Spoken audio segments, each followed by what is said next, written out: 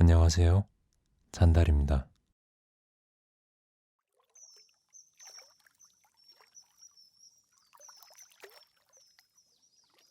금도끼.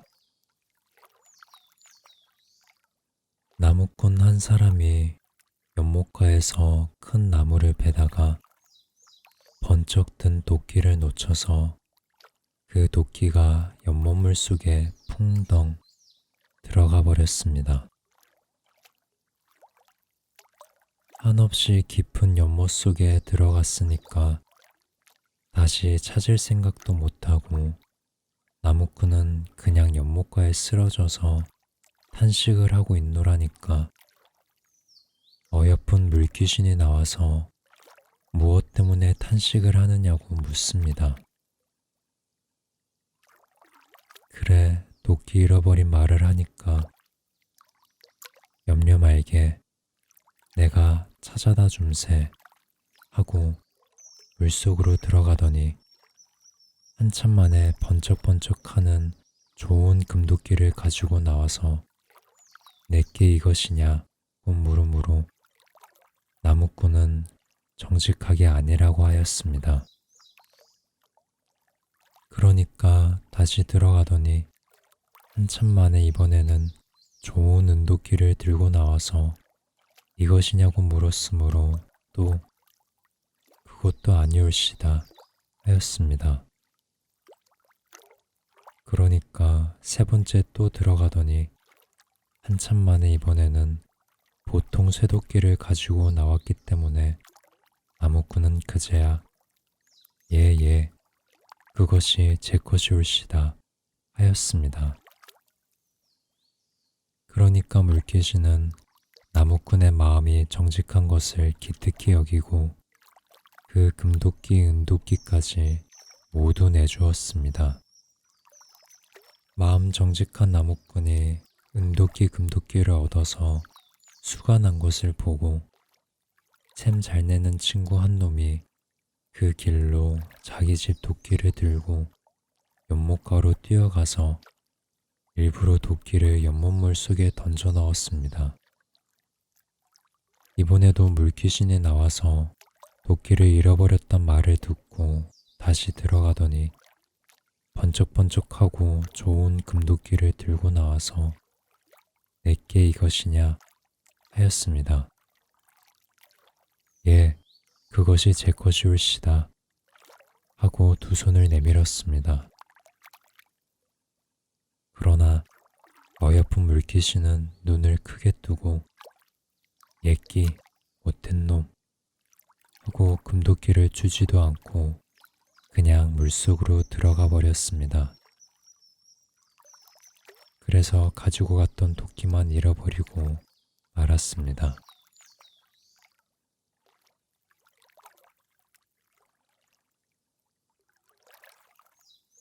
호랑이 형님. 옛날 호랑이 담배 먹을 적 일입니다. 지혜 많은 나무꾼 한 사람이 깊은 산속에 나무를 하러 갔다가 길도 없는 나무 숲속에서 크리 큰 호랑이를 만났습니다. 며칠이나 줄인 듯 싶은 무서운 호랑이가 기다리고 있었던 듯이 그 큰 입을 벌리고 오는 것과 딱 맞닥뜨렸습니다. 소리를 질러도 소용이 있겠습니까? 달아난다 한들 뛸 수가 있겠습니까? 꼼짝 달싹을 못하고 고스란히 잡혀 먹히게 되었습니다. 악소리도 못 지르고 그냥 기절해 쓰러질 판인데 이 나무꾼이 원래 지혜가 많고 능청스러운 사람이라 얼른 찌기를 진 채 엎드려 절을 한번 공손히 하고 에구 형님 이제야 만나 뵙습니다 그려 하고 손이라도 쥘 듯이 가깝게 다가갔습니다. 호랑이도 형님이란 소리에 어이가 없었는지 이놈아 사람 놈이 나를 보고 형님이라니 형님은 무슨 형님이냐 합니다. 나무꾼은 시치미를 딱 떼고 능청스럽게 우리 어머니께서 늘 말씀하시기를 너의 형이 어렸을 때 산에 갔다가 길을 잃어 이내 돌아오지 못하고 말았는데 죽은 셈 치고 있었더니 그 후로 가끔 꿈을 꿀 때마다 그 형이 호랑이가 되어서 돌아오지 못한다고 울고 있는 것을 본즉 분명히 너의 형이 산속에서 호랑이가 되어 돌아오지 못하는 모양이니 네가 산에서 호랑이를 만나거든 형님이라 부르고 자세한 이야기를 하라고 하시었는데 이제 당신을 배우니 꼭 우리 형님 같아서 그럽니다. 그래, 그동안 이 산속에서 얼마나 고생을 하셨습니까? 하고 눈물까지 글썽글썽해 보였습니다. 그러니까 호랑이도 가만히 생각하니 자기가 누구의 아들인지 그것도 모르겠거니와 낳기도 어디서 낳았는지 어릴 때 일도 도무지 모르겠으므로 그 사람 말같이 자기가 나무꾼의 형이었을지도 모른다는 생각이 들었습니다. 그렇게 생각하기 시작하자 어머니를 그렇게 오래 뵙지 못하고 혼자 산속에서 쓸쓸히 지내온 일이 슬프게 생각되어서 아이고 얘야 그래 어머니께선 지금도 안녕히 계시냐 하고 눈물을 흘렸습니다. 예, 안녕하시기야 하지만 날마다 형님 생각을 하고 울고만 계십니다. 오늘 이렇게 만났으니 어서 집으로 가서 어머님을 뵙시다 하고 나무꾼이 조르니까 얘야, 내 마음은 지금 담숨에라도 뛰어가서 어머님을 뵙고 그동안 불효한 죄를 빌고 싶다만 내가 이렇게 호랑이 탈을 쓰고서야 어떻게 갈 수가 있겠느냐. 내가 가서 뵙지는 못하나마 한 달에 2번씩 돼지나 1마리씩 갖다 줄 터이니 네가 내 대신 어머님 봉양이나 잘해드려라 하였습니다.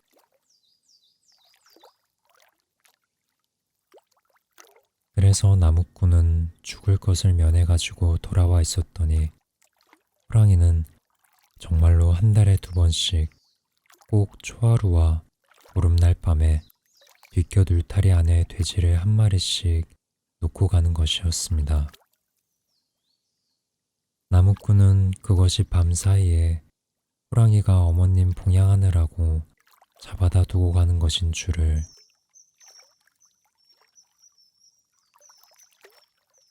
그해 여름이 지나고 또 가을이 지나고 또 겨울이 지날 때까지 꼭 한 달에 2번씩 을에 돼지를 잡아다 두고 가더니 그 후 정말 어머니가 돌아가셨는데 그 후로는 영영 초하루와 보름이 되어도 돼지도 갖다 놓지 않고 만날 수도 없고 아무 소식도 없어져 버렸습니다. 그래 웬일인가 하고 궁금하게 지내다가 하루는 산에 갔다가 조그만 호랑이 3마리를 만났는데 겁도 안 내고 가만히 보니까 그 꼬랑지에 배 헝겊을 매달고 있었습니다. 하도 이상해서 그것이 무엇이냐고 물어보니까 그 작은 호랑이는 아주 친하게 그런 게 아니라오.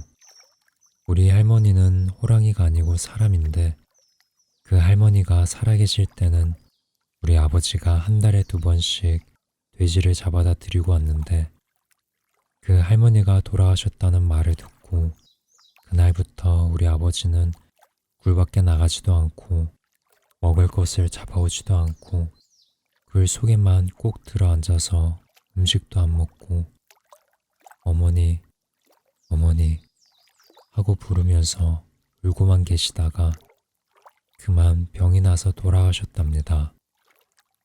그래 우리들이 흰 댕기를 드렸답니다. 하였습니다. 아무리 한때 거짓 꾀로 호랑이를 보고 형님이라고 하였던 일이라도 그 말 한마디로 말미암아 호랑이가 그다지도 의리를 지키고 효성을 다한 일에 감복하여 나무꾼도 눈물을 흘렸습니다.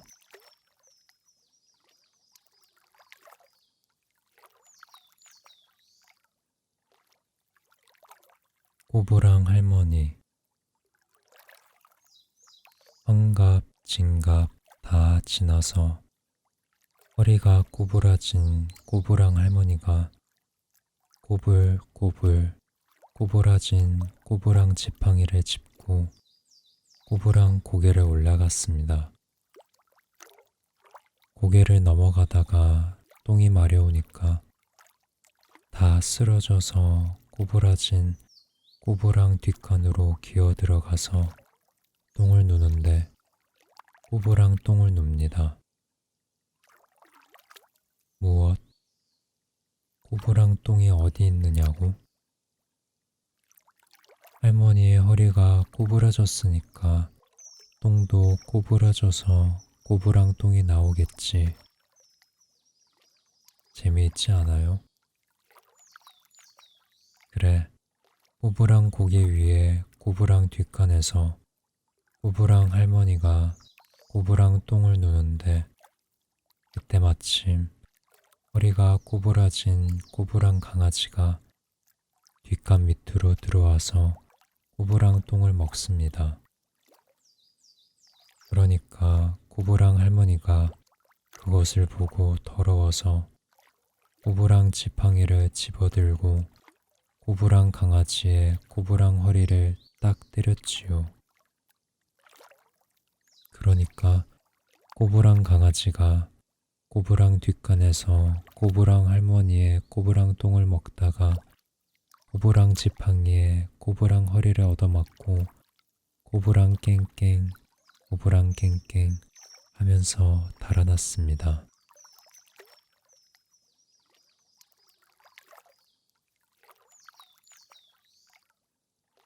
시골쥐 서울 구경. 시골쥐가 서울 구경을 올라왔습니다. 처음 길이라 허둥허둥 하면서 짐차를 2번, 3번이나 갈아타고 간신히 서울까지 왔습니다. 직행차를 타면 빨리 온다는 말도 들었지만 그래도 짐차를 타야 먹을 것이 많고 사람의 눈에 들킬 염려도 적으므로 짐차를 타고 온 것이었습니다. 기차가 한강철교를 건널 때에는 어떻게 무서운 소리가 크게 나는지 어지러워서 내려다보지도 못하고 왔지만은 서울까지 다 왔다는 말을 들을 때에는 기쁜 것 같고 시원한 것 같으면서도 가슴이 울렁울렁하였습니다. 남대문 정거장에 내려서 자, 인제 어디로 가야 하나 하고 망설이고 섰노라니까 여보, 여보 하고 뒤에서 부르는 소리가 들렸습니다. 보니까 이름은 몰라도 역시 자기와 같은 쥐이므로 할아버지나 만난 것처럼 기뻐서 처음 뵙습니다만 길을 좀 가르쳐 주십시오. 서울은 시골서 처음 올라와서 그럽니다. 하고 애걸하듯이 물었습니다. 글쎄, 처음부터 당신이 시골서 처음 온 양반인 줄 짐작했습니다. 서울 구경하러 올라오셨구려. 네, 죽기 전에 한번 서울 구경 좀 해보려고 그래 벼르고 빌려서 이제 간신히 오기는 왔지만 와보니 하도 어마어마하여 어디가 남쪽인지 어디가 북쪽인지 분간 못하겠습니다 그려. 우선 여관을 정해야겠는데 어느 여관이 좋은지 알 수가 있어야지요. 첫째, 그놈의 고향이 없는 여관이라야 안 합니까? 그럼 요간으로 갈 것 없이 나하고 우리 집으로 갑시다 그려. 그럼 돈도 들 염려 없고 고양이도 감이 오지 못하는 집이니까요. 뺑 돌아가면서 쇠로 된 양옥집이니까요. 예, 양옥집이요요? 훌륭한 집에 계십니다 그려. 서울에 왔다가 양옥집 구경도 할 겸 그럼 댁에 가서 폐를 끼칠까요? 폐가 무슨 폐예요? 자, 나를 따라오셔요. 까딱하면 길을 잃어버립니다. 시골쥐는 이제야 마음을 놓고 서울쥐의 뒤를 따라섰습니다. 저기 소리를 뿡뿡 지르면서 달아나는 것이 저것이 자동차라는 것이랍니다. 다리 부러진 사람이나 안징뱅이나 그렇지 않으면 중병든 사람이나 타고 다니는 것이지요. 저기 잉잉 울면서 집채만한 것이 달아나는 것은 전차라는 것입니다. 늙은이나 어린애나 아이벤 여자들이 타고 다니는 것이지요. 돈 5점만 내면 거진 10리나 되는 데까지 태워다 주는 거예요. 우리도 저것을 타고 갔으면 좋으련만 우리는 타면 곧 밟힐 테니까 그래서 못하지요. 아이고, 구경 삼아 걸어가는 것이 좋습니다. 그런데 지금 어디 불이 났습니까? 난리가 났습니까? 왜 사람들이 저렇게 황급히 뛰어갑니까? 불이 무슨 불이어요? 서울 사람들은 을의 걸음걸이가 그렇지요. 서울서 사는 사람이 그렇게 시골처럼 담배나 피워 물고 한가히 지내서야 살 수 있겠습니까? 굶어 죽지요. 저렇게 바쁘게 굴어도 그래도 돈벌이를 못하는 때가 많으니까요. 그리고 우선 전차, 마차, 자동차, 자전거가 저렇게 총알같이 왔다 갔다 하는데 시골서처럼 한가히 굴다가는 당장에 치여 죽을 것이 아닙니까? 나는 그렇겠는걸요. 구경만 하기에도 눈이 핑핑 도는 것 같은걸요. 자, 저것이 남대문입니다. 아이고, 참 굉장히 큰걸요. 저 문 위에 올라가면 어떻게 넓은지 우리들에게는 연병장 벌판만 하여 좋지만 먹을 것이 없어요. 그래, 텅 비었지요. 이야기를 들으면서 눈을 두리번 두리번 하면서 서울쥐를 따라 한참이나 갔습니다. 자, 다 왔습니다. 저기 새빨간 양옥집이 보이지 않습니까? 저 집이야요. 보니까 참말 새빨간 칠을 한 우뚝한 높은 집이 높다랗게 서 있었습니다. 참 훌륭한 댁입니다 그려. 아주 새빨갛습니다 그려. 저 위에 노랗게 달린 것은 들창인가요? 네, 그것이 들창으로도 쓰고 드나드는 대문으로도 쓰는 것입니다. 저렇게 높고 좁은 문으로 드나드니까 고양이가 올 염려도 조금도 없습니다. 따는요, 그렇겠는데요. 자, 미끄러지지 않도록 속히 기어 올라가 오십시오. 내가 먼저 기어 올라갈 터이니 못 따라 올라오셔요. 하고 서울쥐가 쪼르르 기어 올라가서 노란 쇠문이 덮인 구멍으로 쑥 들어갔습니다. 시골쥐도 기어 올라가기는 원래 잘하므로 곧 뒤따라 기어 올라가서 뛰어 들어갔습니다. 어떻습니까? 넓지요? 아무 것보다도 마음이 놓이는 것은 고양이 걱정이야요. 이 속에 이렇게 들어앉아 있으면 아주 천하태평입니다.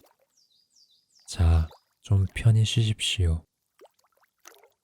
서울쥐는 몹시도 친절하게 굴고 공손하게 대접하여서 시골쥐는 도리어 미안한 마음을 느끼게 할 만큼 고맙고 다행스러웠습니다. 시골소는 구경도 못하던 청요리 찌꺼기, 양과자 부스러기 같은 음식을 많이 내어 놓아서 맛있게 먹고 있었습니다. 그런데 그때 시골쥐의 머리 위에 무언지 뚝 떨어진 것이 있었습니다. 깜짝 놀라 보니까 우표 딱지 붙인 봉투였습니다. 시골쥐가 어떻게 몹시 놀래었는지 서울쥐는 깔깔 웃으면서 그렇게 놀라실 것은 없습니다. 인제는 그런 편지가 자꾸 들어옵니다. 아무 염려 없어요. 이따가 잘 때 깔고 덮고 자라고 생기는 것이랍니다.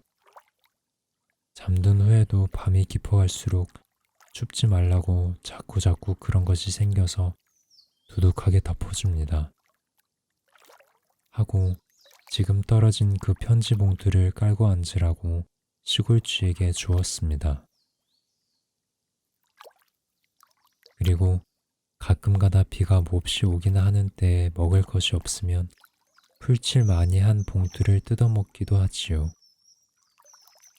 이런 이야기를 하고 있는 때에 이번에는 신문지를 착착 접어 묶은 것이 떨어졌습니다. 이번 편지는 꽤 큽니다 그려 하고 시골쥐가 서울쥐 보고 말했습니다. 아니요, 이건 편지가 아니라 신문이란 것입니다. 이 세상에서 생기는 일이면 무엇이든지 이 속에 모두 적혀 난답니다. 무엇이 났나 좀 읽어볼까? 하고 그 신문을 펴가지고 들여다보더니 에이, 속상하군. 흑사병이 유행하니까 우리들은 모두 잡아 죽여야 한다고 아주 크게 내었는걸. 에고, 그럼 큰일 났구려. 공연이 올라왔구려. 맞아 죽으면 어쩌나요? 아니요. 그렇지만 이 집 속에 있으면 겁날 것은 없습니다. 아무 염려 말고 계십시오.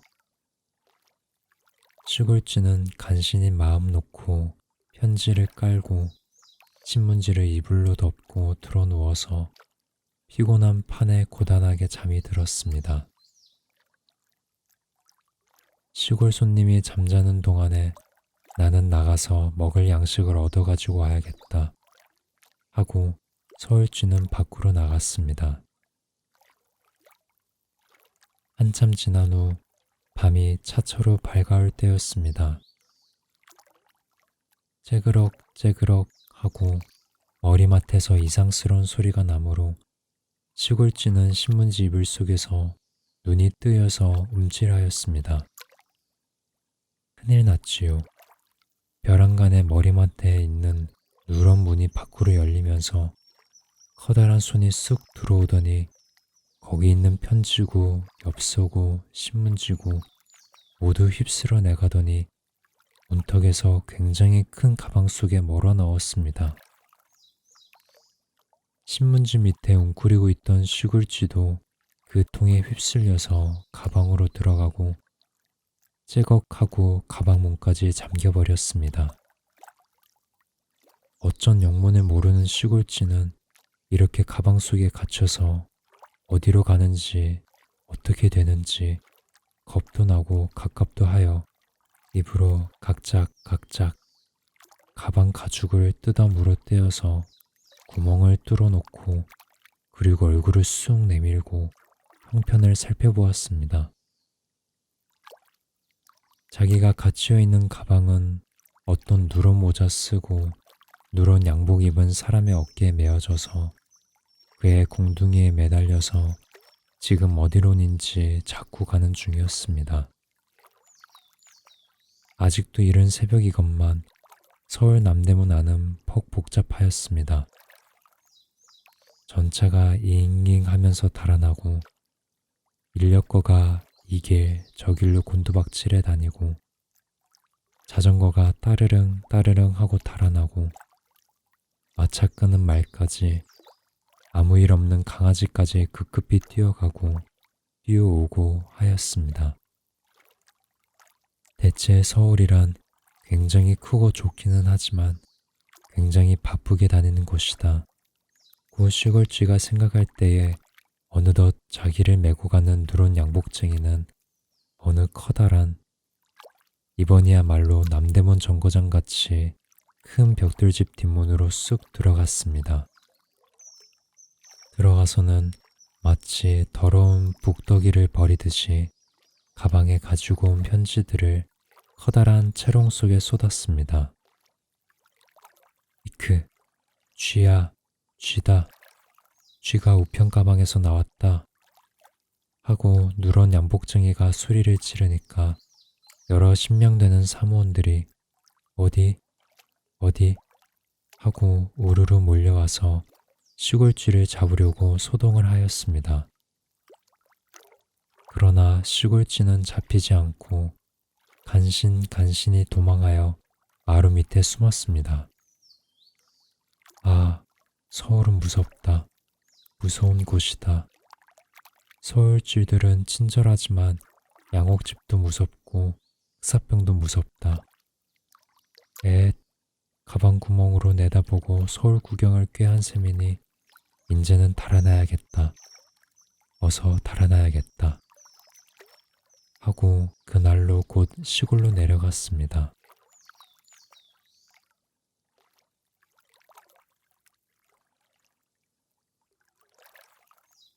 의 좋은 형제. 농사가 그리 잘 되지는 못했으나 가을이 되어 만국이 익음에 그래도 농가에서들은 기쁜 마음으로 벼를 베느라고 바빴습니다.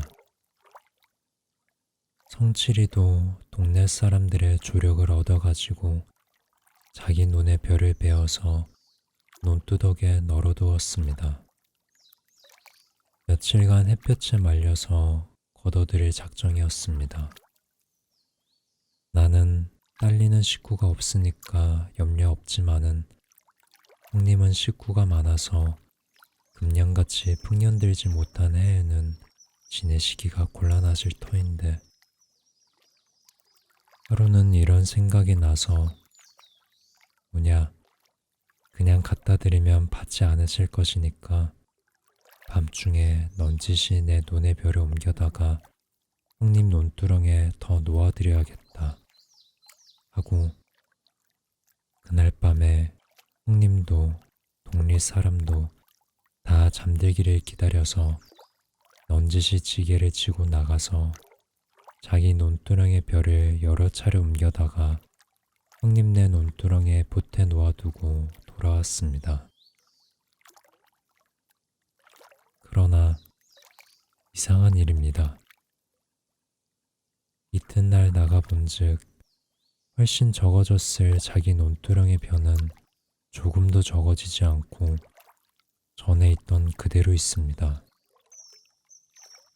아니, 내가 분명히 어젯밤에 형님 논으로 여러 짐을 져다 두었는데 이것이 웬일일까? 하고 형님 논으로 가보니까 거기도 전보다 별로 많아져 보이지 않았습니다. 아니, 내가 꿈을 꾼 것인가? 하고 그날 온종일 이상히 여기다가 그날 밤에 또 동리 사람이 잠들기를 기다려서 넌지시 나가 자기 논의 벼를 여러 짐 져다가 형님의 논에 널어두었습니다. 그리고 이튿날 나가보니 참 이상합니다. 그래도 자기 논에는 벼가 줄지 아니하였고 형님 논에 늘지도 않았습니다. 이건 참 귀신의 장난 같구나. 대체 어찌된 까닭을 모르겠다. 하고 또 그날 밤이 되기를 기다려서 자기 논의 벼를 걷어서 짊어지고 형님 논으로 갔습니다.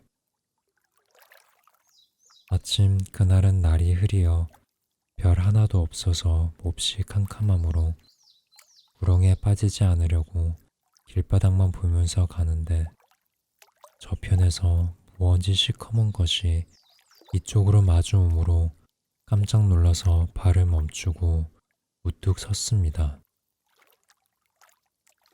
그건 누구요? 그건 누구요?